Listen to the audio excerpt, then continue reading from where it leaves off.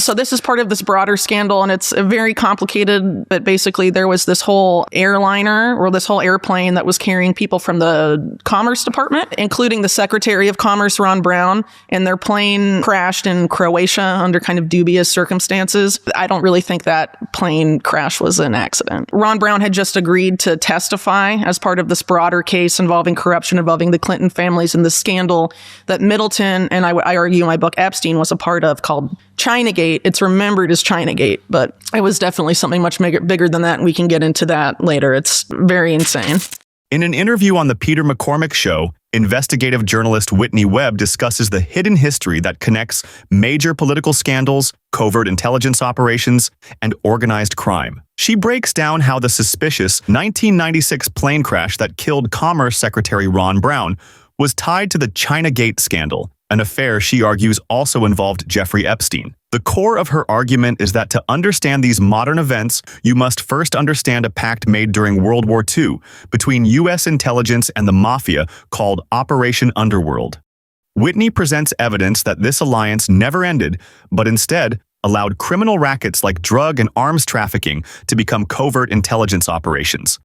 Whitney informs us that we have been fooled, and the phrase national security has been used as a cover to protect corporate interests and to justify everything from foreign coups to shutting down congressional investigations. Let's listen to what Whitney has to say. So basically what I argue in my book is that the network behind Epstein, and the reason why there's so many powerful people in this group, is because it's born out of this union that occurred during World War II between organized crime and the nascent U.S. intelligence apparatus, which of course there was a lot of British involvement with that in the creation of, the CIA and the OSS in World War II. That alliance officially happened. It's known as Operation Underworld, even though the U.S. intelligence community denied it for several decades. They now admit it. But that alliance, it was justified out of wartime necessity. We have to team up with the mob to win the war. This secret relationship between the United States government and the mob ran from the Battle of the Atlantic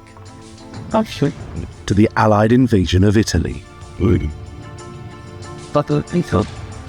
the end, both would get what they wanted. After the war, the alliance provably continued. Essentially what happened then is that a lot of these rackets that were previously organized crime, arms trafficking, drugs trafficking, sex trafficking, prostitution, whatever, became, rackets of intelligence services. There's a litany of evidence of the CIA being involved in drug trafficking and arms trafficking via illegal means for many decades. And a lot of those networks that the CIA used go back to the same nexus. I mean, that's basically what volume 1 of my book is about. The CIA in the OSS were really mostly Wall Street people, Wall Street lawyers and bankers, and it was great business for them to team up with these people. So basically, it's a new market. It's a illegal market with state protection, and so the CIA more often than not has gone over the competition for those markets. And that's why you have all these scandals, but no accountability for the CIA being involved in drug trafficking, arms trafficking,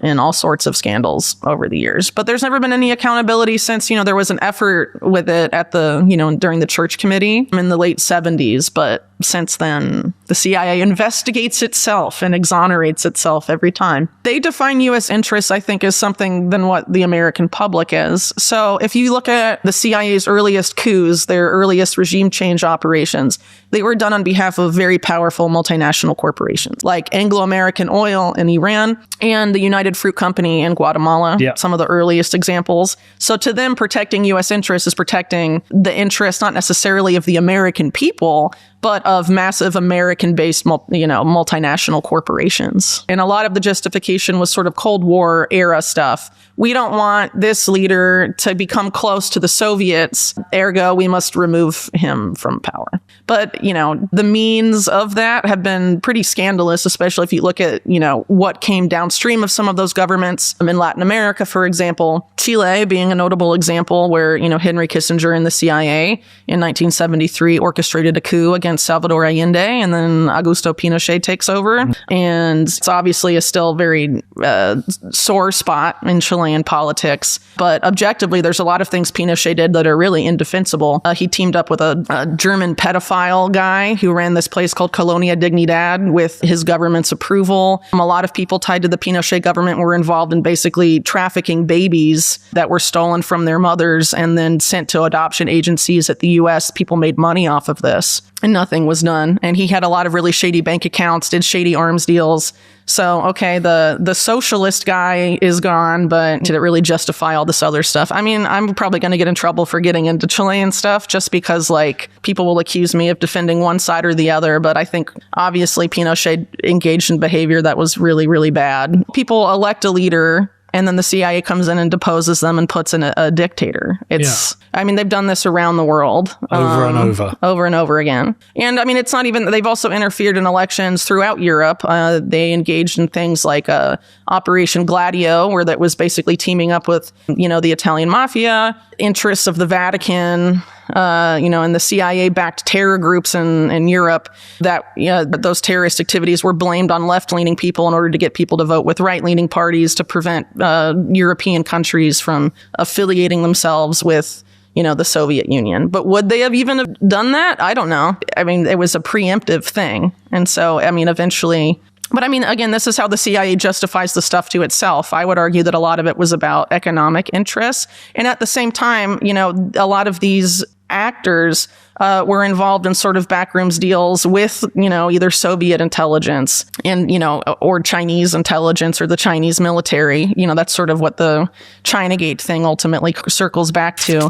Really quick, I want to bring up this point. So Samuel Pisar, a very close friend of Robert Maxwell, who I'm sure we'll get into later, he was a lawyer, among other things. He testified to Congress in the early 70s about what he saw happening, and he talked about the rise of the trans-ideological corporation, where U.S. multinational corporations were basically entering into all these joint ventures and becoming extremely entangled with state-owned companies of the communist East in Russia and China. And he said that this was creating a new economic system of governance that was making the nation state irrelevant. And this is in the early 70s. And a congressman was like, well, do you think this is a bad thing? And he was like, not necessarily. And he was actually at the forefront of making that happen. And a lot of these people, including people like Robert Maxwell, did try and further that kind of vision, So ultimately, if that was happening at the early 70s and they admitted it, a lot of these actors that justified things out of the necessity of the Cold War, just like they justified it with out of the necessity of World War II, it really doesn't add up with what the public justification is. It's supposed to be to protect American national security, but national security for a long time has been this huge catch-all, right? Of course. Yeah, that's and what the I mean. U.S. has justified all sorts of things under the guise of national security, and presumably continued to do so. So I don't really give that a lot of weight. So as an example, like the Reagan administration, when Iran-Contra was being investigated, there was a line of questioning brought up about how the group that was responsible for that in the Reagan administration had developed something called the continuity of government protocols, whereby under a vaguely defined national emergency, basically the entire American Constitution could be suspended. Pretty scandalous stuff. And one of the examples of this vaguely defined national emergency was a widespread nonviolent opposition to U.S. military intervention abroad. And when a congressman tried to ask Oliver North about this at the Iran-Contra trial, they basically shut down the hearing under the guise of national security. Taking this back to the Epstein scandal, I think that's why they only want to keep the discussion at sex trafficking, because it's wider than that. Epstein was absolutely doing a lot of really shady arms trafficking stuff and financial criminality, and they have no interest in getting deep in the weeds there. And basically, this illusion that our world operates the way, we're told it operates. Whitney Webb argues that a foundational alliance between U.S. intelligence and organized crime from World War II has continued to this day, allowing criminal enterprises like arms trafficking to operate with state protection and shaping events from foreign coups to the Epstein scandal. Do you believe the World War II-era alliance with the mob, Operation Underworld, could secretly persist for decades? Is the intense media focus on Epstein's sex trafficking a deliberate distraction from the arms dealing and financial crimes Webb mentioned? Drop your thoughts in the comments below.